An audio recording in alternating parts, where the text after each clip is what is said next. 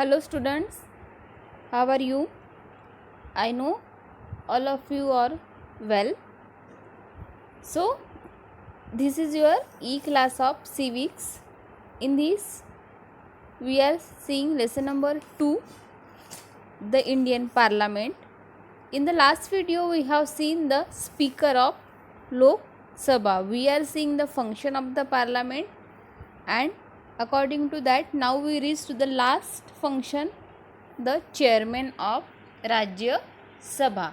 This is the same character as the Speaker of Lok Sabha. जो speaker of Lok Sabha का character है, same character किसका है? The chairman of Rajya Sabha. As the head of the Lok Sabha is speaker, likewise the head of the राज्य सभा और the monitor of the राज्य सभा इज द चेयरमैन. हम लोकसभा के अध्यक्ष क्या बोलते हैं? स्पीकर बोलते हैं. वैसे ही राज्यसभा के अध्यक्ष को चेयरमैन बोला जाता है. The chairman exercise a control over the functioning of Rajya Sabha. So basically as he is the head, वो जैसे हेड होता है राज्यसभा का, तो his first duty is to control over the functioning of Rajya Sabha. जो भी फंक्शनिंग है, जो भी वर्क्स है राज्यसभा के, उसके ऊपर कंट्रोल रखने का काम कौन करता है? ये जो चेयरमैन होता है वो करता है. The vice president is the ex officio chairman of Rajya Sabha. This is the very important point. The vice president is an x officio chairman of Rajya Sabha. जो हमारे इंडिया के वाइस प्रेसिडेंट होते हैं वो कौन होते हैं? बाय डिफ़ॉल्ट चेयरमैन होते हैं. किसके? राज्यसभा के. By default mean by the right of his position.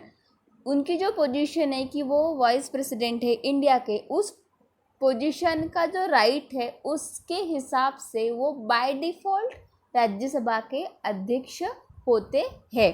This is the point you have to remember always, that the vice president is the ex officio chairman of the Rajya Sabha. और basically ex officio means by the right of position और by the right of office. यानी कि basically वो किसी और house के member या किसी और पोजीशन को होल्ड करते हैं, लेकिन बाय वर्च्यू ऑफ इट और the by right of his position he is the by default chairman of the Rajya Sabha. The function of Rajya Sabha chairman also include maintaining the discipline in the house, facilitating the discussions, giving members a chance to speak, and etc.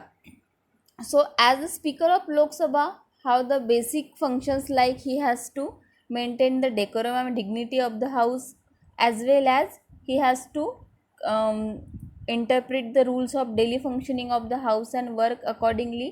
Likewise, the chairman of the Rajya Sabha also have the same functions, like he have to maintain the discipline in the house. He has to put his control over functioning of Rajya Sabha. He has to maintain the discipline. This is the most important thing, that he have to maintain the discipline in the house. Facilitating the discussions, यानी कि जो भी discussions होंगे उसमें सभी के views को consider करना, अपने व्यूज़ रखना, और उनमें कोई डिबेट ना हो, एक मेंबर्स के हाउस में कोई डिबेट ना हो, उसके लिए एक क्या बोलेंगे हम, उस कंट्रोल ही बोल सकते हैं कि सभी मेंबर्स को अपने कंट्रोल में, अपने दबाव में रखने का काम ये मॉनिटर को करना पड़ता है. Giving members a chance to speak etcetera. यानी कि जितने भी मेंबर्स हैं उन सभी को उनके व्यूज़ रखने को चांस देने का काम भी ये जो चेयरमैन होते हैं उन्हीं को देखना पड़ता है. So this was the work of chairman of Rajya Sabha. Now what you have to see, that how does the parliament make laws. जो भी हमारे कंट्री के रूल्स बनते हैं, जो हमारे लॉज बनते हैं, स्कीम्स जो डेवलप होती है, वो कौन करते हैं? पार्लियामेंट करते हैं. हमारे जो एग्जीक्यूटिव्स होते हैं वो करते हैं. तो उनकी अभी क्या प्रोसीजर होती है? How does the parliament make laws. In our country parliament is empowered to make the law. In our democratic country parliament is empowered to make the law.